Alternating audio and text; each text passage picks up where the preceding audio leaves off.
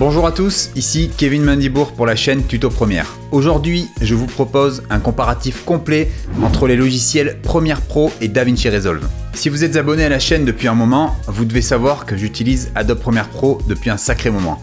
Ce comparatif vous sera utile dans deux situations. La première, vous débutez en montage vidéo et vous hésitez clairement entre les deux logiciels pour votre apprentissage. La deuxième, vous utilisez déjà Premiere Pro, vous voudriez savoir ce que DaVinci Resolve va vous apporter de plus et surtout si le changement en vaut la peine. Voyons maintenant ensemble les différences. Premier point de comparaison, l'étalonnage numérique. Commençons tout d'abord avec le premier point qui est pour moi le plus important et qui m'a donné envie d'essayer DaVinci Resolve, l'étalonnage numérique. Pour rappel, cette étape clé de la post-production consiste à uniformiser tous les plans les uns avec les autres de manière à créer une certaine homogénéité et éventuellement à donner un look créatif final à votre rendu. J'ai commencé à réaliser des clips musicaux il y a un peu plus de 10 ans et déjà à cette époque, j'entendais beaucoup parler de DaVinci Resolve qui était largement utilisé par tous les étalonneurs. Une fois que nous avions terminé le montage complet du clip sur Avid ou Premiere Pro, nous envoyions le montage à l'étalonneur qui faisait sa correction colorimétrique sur DaVinci Resolve. Ce process se fait toujours sur la grande majorité des productions professionnelles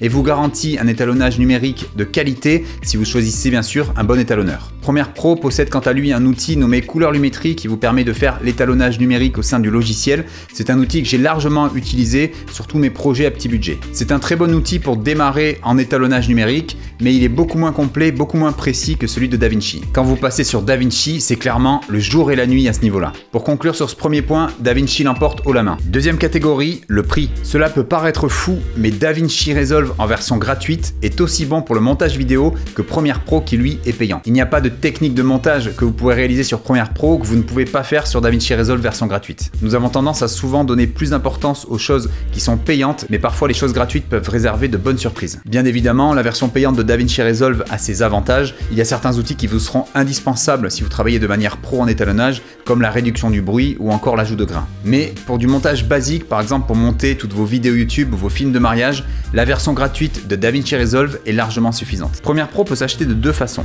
À l'unité pour 24 € par mois environ ou en souscrivant au Creative Cloud, l'ensemble des logiciels Adobe pour 63 € par mois environ. Petit rappel pour les personnes intéressées par ma formation complète École des vidéastes, sachez qu'en tant qu'élève de cette formation, vous bénéficiez d'un tarif avantageux étudiant à 20 € par mois sur tout le Creative Cloud. Plus d'infos dans la description. DaVinci Resolve Studio, la version payante de DaVinci, coûte quant à elle 285 €, sauf que là, vous l'avez à vie, pas besoin de payer un abonnement. En comparaison à Premiere Pro, c'est comme si vous vous abonniez pendant un an et après ces un an, vous arrêtez de payer, vous avez quand même accès au logiciel en continu. Sur ce second critère, DaVinci remporte encore une fois le duel face à Premiere Pro. Troisième point, l'interface. Lorsque l'on a passé des années à monter sur le même logiciel de montage, il peut être à la fois intimidant et déroutant de faire un changement. Pour ma part, j'utilise Premiere Pro depuis un peu plus de 15 ans et j'ai été totalement déboussolé quand je suis arrivé sur DaVinci. DaVinci fonctionne par espace de travail et en fait, vous devez passer d'un espace à l'autre pour effectuer les différentes tâches de la post-production, contrairement à Premiere Pro où vous avez tout sur le même panneau. Par exemple, vous pouvez effectuer votre montage sur la fenêtre montage, effectuer votre étalonnage sur la fenêtre étalonnage, puis ensuite exporter sur la fenêtre exportation. Sur Premiere Pro, depuis de nombreuses années, tout se faisait au sein d'une seule et même fenêtre du logiciel et vous pouviez tout réorganiser avec les espaces de travail en fonction des tâches à accomplir. Par exemple, en choisissant couleur, vous réorganisez l'espace de travail en l'optimisant pour l'étalonnage. Depuis une très récente mise à jour 2022, les espaces de travail existent toujours, mais l'interface est légèrement compliquée avec la séparation du logiciel en 3 onglets: importer, modifier, exporter. Cette disposition fait étrangement penser à DaVinci Resolve et on pourrait penser qu'Adobe a voulu suivre la tendance lancée par DaVinci. Après plusieurs mois d'utilisation de DaVinci, c'est un avis subjectif certes, mais je préfère largement l'interface de Premiere Pro qui me permet de personnaliser plus facilement à ma guise l'espace de travail. Les fenêtres sur DaVinci sont figées et vous ne pouvez pas les agrandir ou les réduire à votre guise pour vous arranger. Il m'est arrivé également plusieurs fois de ne plus retrouver une fenêtre sur DaVinci car elle était tout simplement cachée par l'interface et la manip pour la retrouver est complexe. Également, dans la fenêtre des raccourcis par exemple, comme la fenêtre est figée, vous ne pouvez pas lire entièrement le nom des fonctionnalités et cela est très gênant. Enfin, je trouve vraiment peu pratique d'avoir intégré deux fenêtres différentes de montage, la fenêtre Cut pour le montage rapide et la fenêtre Montage pour le montage façon Premiere Pro. Une seule fenêtre de montage aurait suffi et l'aurait rendu le logiciel plus intuitif pour les débutants. Par ailleurs, certains éléments d'interface de la fenêtre Cut sont beaucoup mieux pensés que ceux de la fenêtre montage, notamment au niveau des prévisualisations d'effets favoris, et je suis obligé de switcher entre les deux fenêtres pour visualiser certains effets. Déception de ce côté-là. Pour conclure sur ce troisième critère, Premiere Pro l'emporte. Quatrième critère, le montage vidéo. Entrons maintenant dans le vif du sujet, le montage vidéo.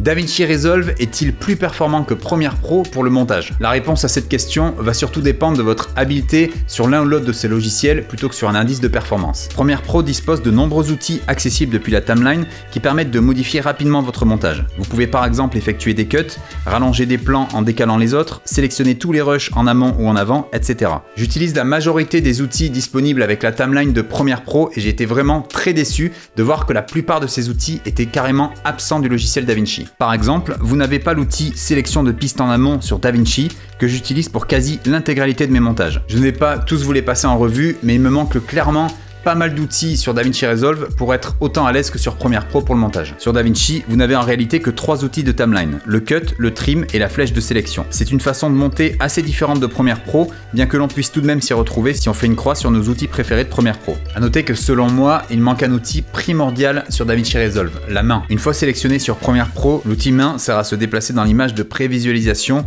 une fois que l'on a zoomé dedans. Cela permet par exemple d'analyser avec précision une zone particulière de l'image, comme vous le feriez sur Photoshop pour corriger un défaut. La règle et les repères personnalisables, très bien pensés sur Premiere Pro, sont également absents sur DaVinci, alors que ces derniers sont indispensables pour travailler avec précision les habillages graphiques en montage vidéo. Côté point positif de DaVinci, j'ai trouvé très pertinent les previews d'effets et de transitions. Vous pouvez facilement prévisualiser un effet sans avoir besoin de l'appliquer comme sur Premiere Pro. Du côté animation de texte intégrée, DaVinci en possède d'excellentes, très professionnelles, contrairement à Premiere Pro qui en est dépourvu de base. Pour un débutant, c'est un gros point positif pour DaVinci. Pour le remappage temporel ou modification de vitesse, DaVinci s'en sort là encore un peu mieux que Premiere Pro au niveau praticité.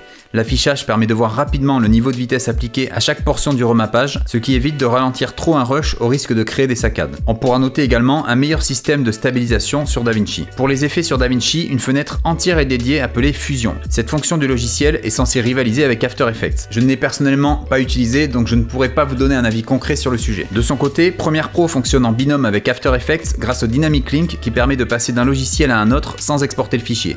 After Effects est depuis plus de 20 ans le logiciel de référence pour les effets spéciaux et le compositing. Vous pouvez également créer des presets d'animation dans After Effects puis les éditer sur Premiere Pro grâce aux objets graphiques essentiels. Au niveau des templates et plugins disponibles sur le net, Premiere Pro étant depuis longtemps une référence dans le montage vidéo, on en trouvera beaucoup plus que sur DaVinci. Point positif pour les personnes utilisant de nombreux templates pour leur montage vidéo. En conclusion sur ce point, et malgré tous les points positifs relevés sur DaVinci Resolve, ça reste un avis subjectif, mais je préfère largement monter sur Premiere Pro que sur DaVinci. C'est donc Premiere Pro qui l'emporte sur ce point. Cinquième critère, l'audio. DaVinci comporte une page Fairlight spécialement dédiée au mixage audio. Cette page est extrêmement complète et comporte tous les outils nécessaires à un parfait mixage. Premiere Pro est plus limité de ce côté-là, bien qu'il puisse fonctionner en binôme avec Audition pour améliorer cette partie. L'interface est mieux pensée sur DaVinci au niveau des pistes audio où la waveform interagit en temps réel avec la manipulation du niveau. Néanmoins, cette interface est plus complexe que Premiere Pro quand il s'agit par exemple d'enregistrer simplement une voix off. Sur ce cinquième point, DaVinci remporte la manche. Sixième critère, la stabilité.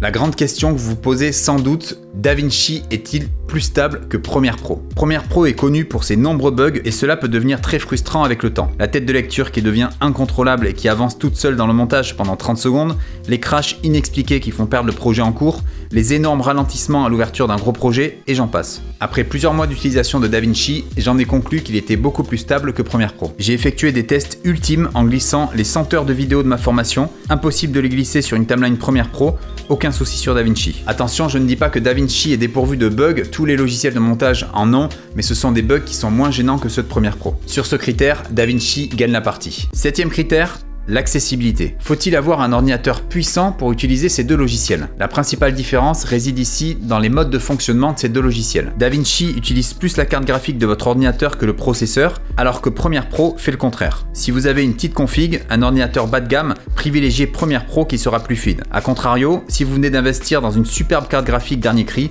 DaVinci vous donnera plus de fluidité en montage vidéo. Sur ce point, Premiere Pro étant plus accessible au grand public, il emporte la manche. 8e critère, la prise en main. Ce critère va plus intéresser les débutants qui n'ont jamais ouvert un logiciel de montage. Lorsque vous ouvrez pour la première fois un logiciel de montage, en général, ça fait peur. Il y a plein de boutons partout et on ne sait pas à quoi ils servent. DaVinci rend la chose encore plus complexe avec ses nombreuses fenêtres pas toutes indispensables. Côté difficulté, DaVinci utilise le système de nœuds pour la partie étalonnage et fusion et ces notions sont clairement d'une grande difficulté pour les débutants. Premiere, quant à lui, fonctionne à 100% par système d'empilement de calques sur différentes pistes. Si l'on a déjà utilisé Photoshop ou After Effects, on retrouve vite ses repères. Premiere Pro est également plus simple à comprendre grâce aux très nombreux tutos et formations disponibles sur internet. DaVinci étant un peu plus récent dans le domaine du montage vidéo pur, on trouve moins de ressources pour se former. C'est donc Premiere Pro qui remporte le point sur ce critère. Maintenant que ce comparatif est terminé, la question que vous vous posez sans doute est la suivante. Dois-je changer de logiciel? Le meilleur conseil que je puisse vous donner est de télécharger DaVinci Resolve puisqu'il est en version gratuite et de le tester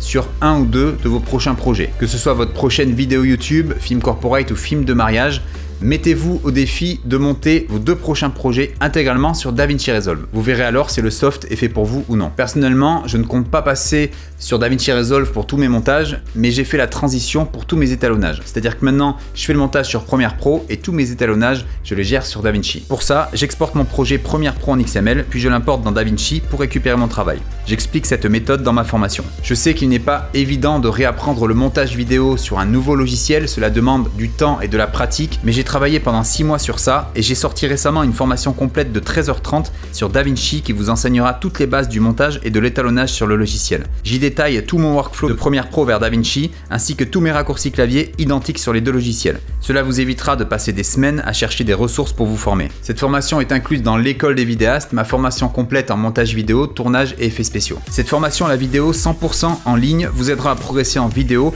même si vous débutez totalement à travers plus de 1000 vidéos tutoriels, 100 heures de formation et un mentoring en ligne sur les logiciels Premiere Pro, After Effects ou encore DaVinci Resolve, tout récemment ajouté au catalogue.